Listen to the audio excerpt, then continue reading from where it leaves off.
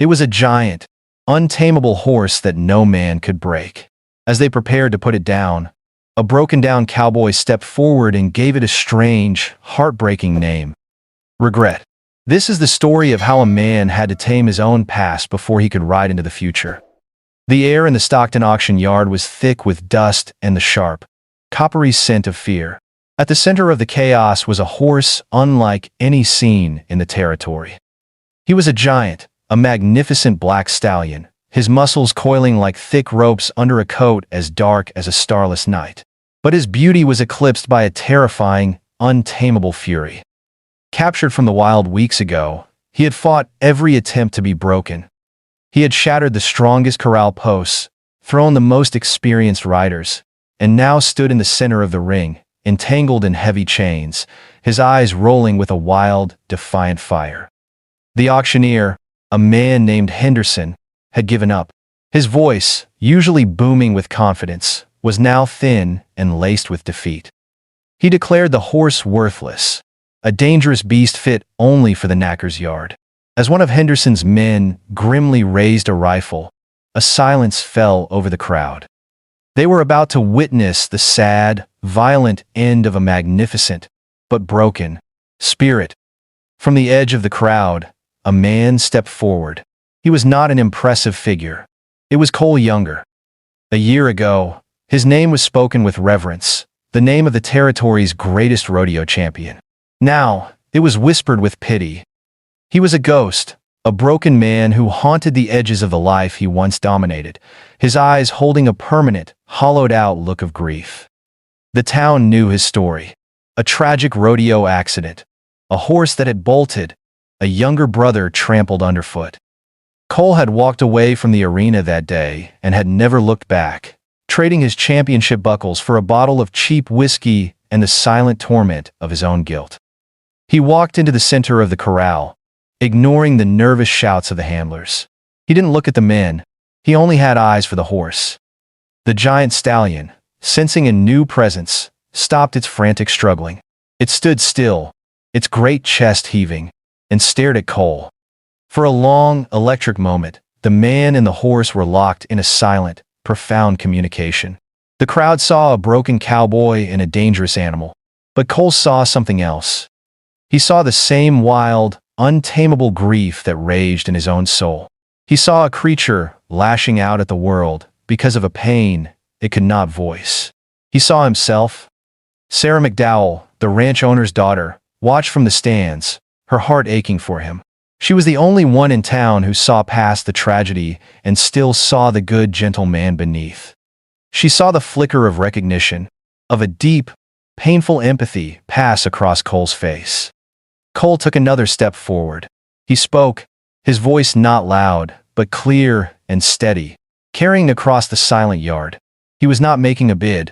He was giving a name so strange, so personal, so full of pain that a shocked murmur rippled through the crowd. Regret. He then turned to the stunned auctioneer. He reached into his pocket and pulled out a single, worn silver dollar. He told Henderson that was his price. $1 for the unbreakable horse.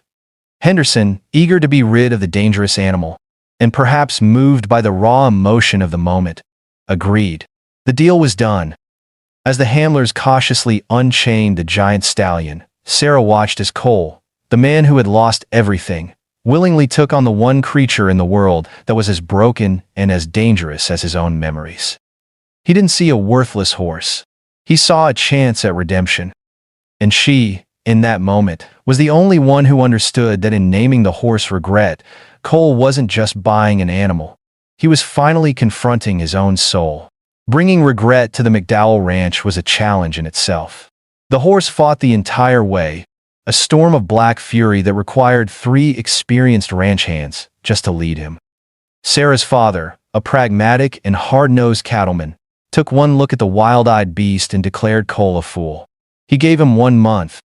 If the horse wasn't broken by then, he would be the one to put the bullet in its head.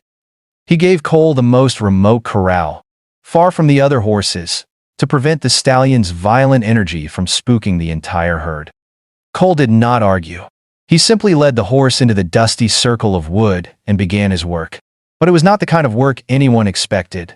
He did not bring a whip. He did not bring spurs. He did not even bring a saddle. For the first week, he did nothing at all. He would simply walk into the corral, close the gate, and sit on the ground in the center for hours on end, from sunrise to sunset. At first, regret was a whirlwind of aggression. He would charge the fence, kick dust, and snort with a rage that shook the very air. He would rear up, his massive hooves crashing down just feet from where Cole sat, a clear and violent threat. But Cole never moved. He never flinched. He just sat, his presence a quiet, unmovable rock in the center of the horse's storm. He was not there to dominate, but to endure. He was showing the horse that his anger, his fear, his lashing out, would not drive him away. Sarah watched from a distance, hidden by the shade of the barn. The other ranch hands scoffed, calling Cole the horse-whispering fool. But Sarah saw something else. She saw a profound, heartbreaking patience. She saw a man treating a broken animal not with force, but with a quiet, unwavering empathy. After the first week, a change began. Regret's furious charges became less frequent. He still kept his distance, pacing the edge of the corral, but he would occasionally stop, turn his head, and simply watch the silent man in the center. It was then that Cole began to speak. He didn't shout commands. He whispered. His voice was a low, constant murmur, a stream of quiet words that the wind almost carried away. Sarah, creeping closer one afternoon, could just make out what he was saying. He was not talking to the horse. He was confessing to it. He spoke of a dusty rodeo arena, of the roar of the crowd, of the scent of popcorn and cheap liquor. He spoke of his younger brother, of his bright, hopeful smile, of his dream to be a champion just like him. With a voice thick with a guilt that was still raw, he spoke of the final ride. The feel of the powerful horse beneath him, the explosive energy as the gate flew open. And then, the moment that had shattered his life. A cinch that came loose, a sudden, violent buck he wasn't prepared for. He described the sickening feeling of falling, the flash of his brother's terrified face as he rushed in to help, the sound of the crowd's gasp turning into a collective scream. He spoke of the heavy, terrible silence that followed. He was telling his story, his deepest, most painful regret, to the only creature he felt could understand his own untamable grief. He was pouring his broken soul into the heart of the wild horse. And the horse, as if sensing the shared pain, began to listen. Day by day, it would stand a little closer, its pacing slowing, its ears pricked, listening to the sad, quiet symphony of the man's whispered confession.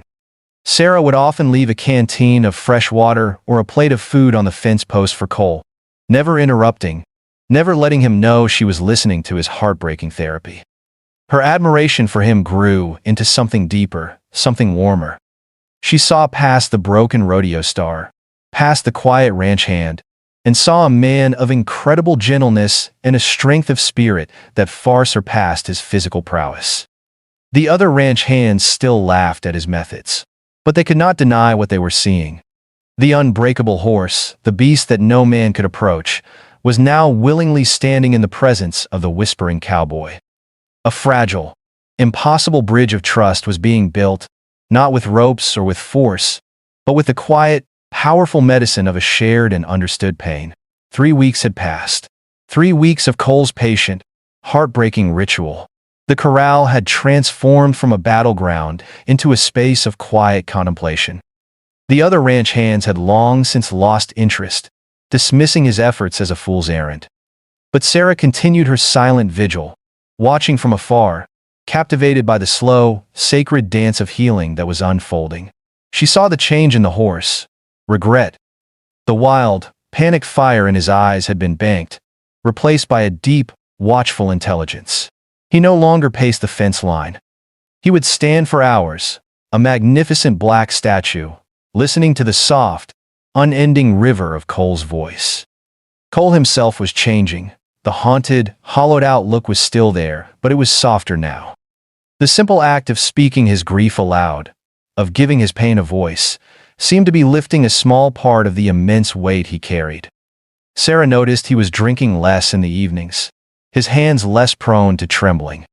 The breakthrough came on a still, hot afternoon. Cole was sitting in his usual spot, his voice a low murmur, recounting the moments after the accident, the terrible, suffocating silence of the ride home. As he spoke, Regret, who had been standing a dozen feet away, took a slow, deliberate step forward, then another, and another. He walked until his massive head was just inches from Cole's shoulder. He stood there for a long, breathless moment, his warm breath stirring Cole's hair. Cole fell silent, his body rigid, not daring to move, not daring to breathe. He could feel the horse's immense power, the heat radiating from its body. Then, Regret did something that made Sarah's heart stop. He lowered his great head and gently, tentatively, nudged Cole's shoulder with his muzzle. It was a sign, a question, an offering of comfort. Tears streamed silently down Cole's face. He slowly, so slowly, raised a trembling hand.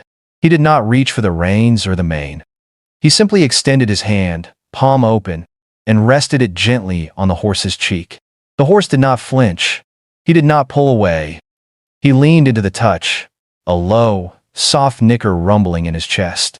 It was the first time since Cole had bought him that man and horse had made physical contact.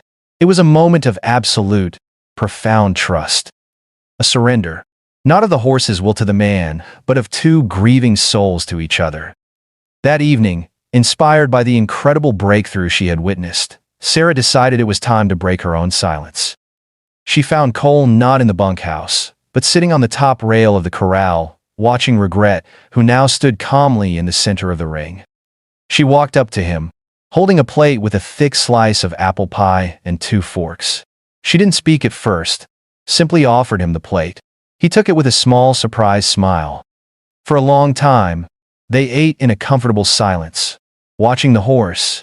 It was Sarah who finally spoke, her voice soft. "He looks peaceful. He's tired of fighting." She didn't ask him about his brother. She didn't ask about the accident or the whispers. She knew he had already confessed those things to the horse. Instead, she asked him about what he saw in Regret, why he had chosen him. "I didn't see a monster. I saw a memory. He was lashing out because he was trapped by a pain he couldn't explain. I understood that." And in that simple, honest answer, Sarah understood everything. She saw the profound depth of his empathy, the quiet strength of his spirit. The connection she had felt from a distance was now a real, tangible thing between them. It was the beginning of their own slow, patient journey of trust, a mirror of the one he had just forged with the horse named Regret. In the weeks that followed, the bond between Cole and Regret deepened into a quiet miracle. The heavy chains were long gone, replaced by a simple leather halter. Cole could now walk with the horse, lead him, even brush his magnificent black coat without a hint of fear from either of them. He was not breaking the horse's spirit. He was healing it. This newfound success, however, did not go unnoticed, and it bred a venomous jealousy in one of the other ranch hands, a brutish, arrogant man named Pike. Pike had long fancied himself the top horseman on the ranch and had been quietly courting Sarah, with no success. He saw the admiration in Sarah's eyes when she looked at Cole, and he saw Cole's patient methods as a personal insult to his own forceful techniques. He decided it was time to show everyone who the real master horseman was. One afternoon, while Cole was away mending a fence on the far pasture, Pike saw his chance. With a cruel grin, he strode into Regret's corral, armed with a heavy whip and sharp spurs. Sarah, seeing him from the main house, shouted for him to stop, but he ignored her. He was going to show this brute how it's done. He approached Regret with aggression, the whip cracking in the air. The horse, which had only known patience and quiet words from Cole, was instantly terrified. The wild, panicked fire returned to its eyes. It reared back, its great body trembling. When Pike lunged forward to try and mount the terrified animal, Regret lashed out, not with malice, but with pure, instinctual fear. A powerful kick from his hind legs sent Pike flying, his leg breaking with a sickening crack. The chaos brought Sarah's father, Mr. McDowell, running from the main house. He saw Pike writhing on the ground in agony, and the giant black stallion, now a storm of terror, circling the corral. His face hardened into a mask of cold fury. All he saw was a dangerous, unpredictable animal that had just crippled one of his best men. He stormed into the house and returned with his rifle. When Cole returned, it was to a scene of grim finality. Pike was being carried away. Mr. McDowell stood by the corral fence, the rifle in his hands, his face set like stone. And Sarah was standing in front of him, pleading, begging her father not to shoot the horse, arguing that it was Pike's own cruelty that had caused the accident. But her father was unmovable. The horse was a menace. It had to be put down. No. The word was a raw, agonized cry from Cole's throat. He ran and stood between McDowell's rifle and the terrified horse. He begged him to reconsider, telling him it wasn't the horse's fault. But McDowell refused to listen. It was then, with the rifle aimed at the heart of the creature he had worked so hard to save, that Cole was forced to reveal the final, shocking truth of his obsession. He turned to Sarah, his face pale, his voice trembling with the weight of a confession he had never intended to make. This was the plot twist, the secret reason for his patient crusade. He told her to look at the horse's left flank, at the old, faded scar shaped like a lightning bolt. The rodeo. The day my brother died. The horse that threw me, the one that trampled him. It had a scar. The exact same scar. The revelation hung in the air, stunning Sarah into silence. It wasn't just a horse. It was the horse. The living, breathing embodiment of Cole's greatest failure. His deepest regret. He explained that he had recognized the scar the moment he saw the horse at the auction. He hadn't just bought a wild animal. He had bought the ghost that haunted his nightmares. I have to do this, Sarah. I have to save him. If I can heal the wildness in him, the fear that made him lash out, then maybe I can finally forgive myself. Taming him is the only way I can tame my own regret.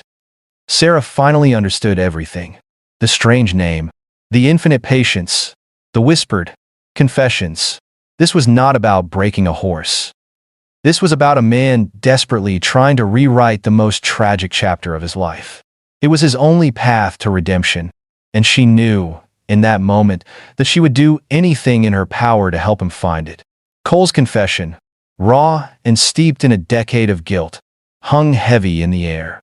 For a moment, it seemed to soften the hard lines on Mr. McDowell's face. He knew the story of Cole's brother, as everyone in the territory did. But his pragmatism quickly won out over a flicker of sympathy. He saw not a man's quest for redemption, but a dangerous animal that had just crippled a valuable ranch hand. His finger remained on the trigger. The horse, he repeated, was a liability and had to be destroyed. It was in that moment of absolute desperation, with the life of the horse and his own chance at peace about to be extinguished, that Cole Younger, the broken champion, made his final, all-in gamble. He looked not at the rifle, but directly into the eyes of the ranch owner. He spoke of the upcoming regional rodeo, the biggest event of the year, just 1 month away. He spoke of its grand prize, a sum of money large enough to change any rancher's fortune. And he spoke of Mr. McDowell's own troubles, which were a poorly kept secret in the valley. A series of bad winters and cattle losses had left the McDowell ranch teetering on the edge of a deep financial debt. Then, Cole laid out his wager, his voice steady and clear, the voice of a man with nothing left to lose. He would enter the rodeo. He would ride regret. The proposal was insane. To ride an untamed wild horse in a brutal competition like saddle bronc riding was not just dangerous, it was suicidal. But Cole was not finished. He laid out the terms of the bet. If he won, the entire prize purse would go to Mr. McDowell, enough to clear all the ranch's debts and secure its future.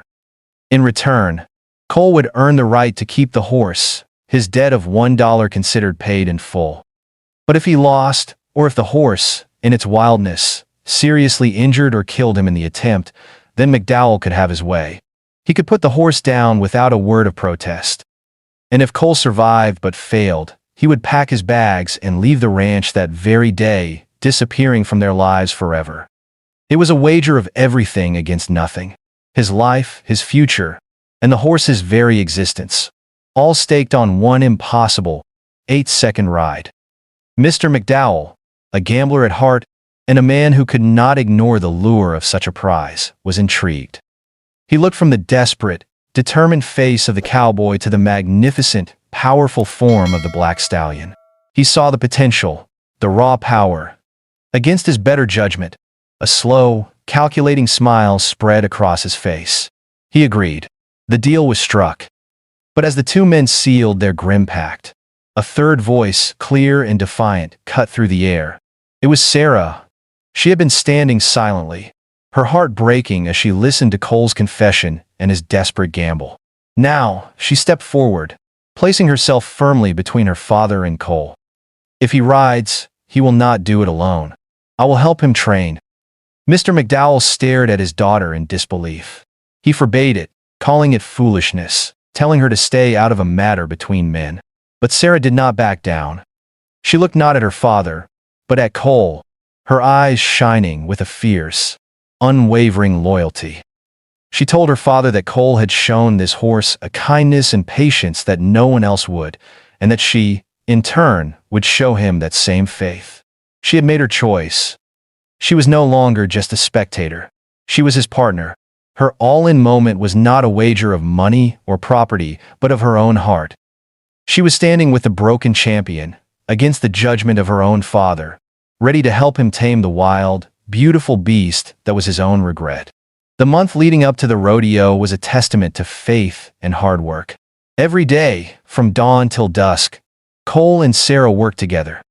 She, with her quiet encouragement and keen eye, and he, with his profound, almost mystical understanding of the horse. It was not a breaking. It was a negotiation, a slow, patient dance of two wounded spirits learning to trust each other. Cole never used force. He used the same quiet, whispering technique. But now Sarah was there, her presence a constant, calming reassurance for them both. Slowly, miraculously, the horse named Regret began to respond not just to Cole, but to their combined presence. The day of the rodeo arrived, hot and unforgiving. The air was thick with the smell of dust, sweat, and cheap whiskey. As Cole led Regret into the chutes, a wave of whispers followed him. The crowd saw the return of the fallen champion and the untamable black beast that had crippled a man. They were not expecting a victory. They were expecting a bloodbath. In the narrow confines of the chute, Cole mounted the massive stallion. There was no saddle, only a simple rigging. He looked down, not at a wild, raging animal, but at a partner. He leaned down and whispered one last thing into the horse's ear, a promise only they could understand. He wasn't just riding for the money, or even for redemption. He was riding for his brother's memory. He was riding to turn a story of regret into a story of honor. Then, the gate flew open. What the crowd witnessed next was not a violent battle. It was poetry. It was a dance. Man and horse, who had once been symbols of a shared, violent tragedy, now moved as one. Regret exploded into the arena not with panicked fury, but with a controlled, magnificent power. He bucked, he spun, he soared, his movements a breathtaking display of raw, wild freedom. And on his back, Cole was not just a rider, he was a part of him. He moved with the horse, anticipating every twist, every turn, his body a perfect extension of the animal's will. There was no fear between them. There was only a profound, absolute trust. For 8 glorious, heart-stopping seconds, they held the world captive. It was not a ride of domination. It was a ride of mutual understanding, a breathtaking display of two spirits, finally in harmony. When the buzzers sounded, and the pickup men rode in, Regret slowed to a canter, his great chest heaving, but his eyes were calm. They had won. The crowd erupted in a deafening roar. They had not just seen a rodeo ride. They had witnessed a miracle. Cole Younger, the broken-down failure, was a champion once more. But as he slid from the horse's back, his gaze swept past the cheering crowd, past his stunned father-in-law, and found Sarah, who was standing by the fence, tears streaming down her face. The real victory was not the prize money or the roar of the crowd. It was in her eyes. He walked towards her, and in that moment, in the center of the dusty arena, he finally tamed his own regret. He took her in his arms and kissed her, a kiss that sealed a promise of a new future, a life no longer defined by the ghosts of the past. 1 year later, the McDowell Ranch was thriving, its debts paid, its future secure. It was now the McDowell Younger Ranch. Cole and Sarah were married, their partnership in the corral having blossomed into a deep and abiding love. The quiet, broken man was gone, replaced by a husband whose easy laughter now filled the halls of the main house. And in the farthest pasture, a magnificent black stallion ran free with a family of his own. He was no longer a prisoner of chains or a symbol of a painful past. Cole had given him a new name, one that fit the new life they had all found together. He was no longer called Regret. He was called Redemption. If this story of redemption and second chances moved you, click the video on your screen now for another unforgettable tale from the Wild West. Don't forget to subscribe and tell us what part of the story you loved most in the comments below. Your support is our greatest prize.